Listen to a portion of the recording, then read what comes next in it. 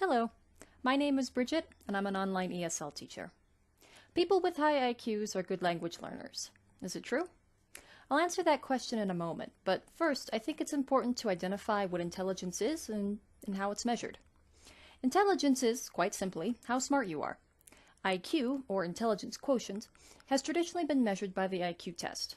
According to the American Psychological Association, this assessment was created in the early 1900s and was designed to identify children with learning difficulties.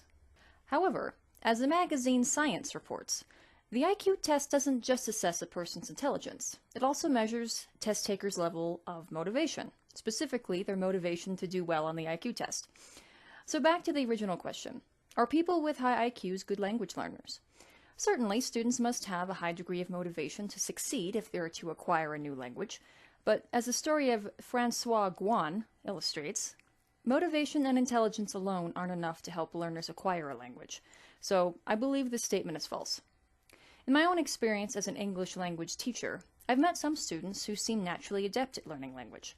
These students have what Harvard professor Howard Gardner calls verbal linguistic intelligence.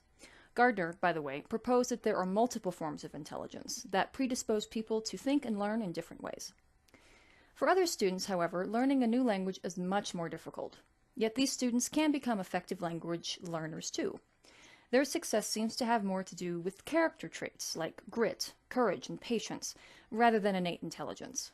They stick with something even when it is hard. They take the risk of being wrong or looking silly because they care more about learning than preserving their self-image. They don't expect perfection, and instead, they learn to take pride in improvement. They also use language learning strategies to improve their retention and comprehension. Some students write down words or phrases that are difficult for them so they can study them later. Others draw pictures of new words, which helps them remember them better. Most of my students will ask, "What's this word?" when they encounter a word they can't read or don't understand.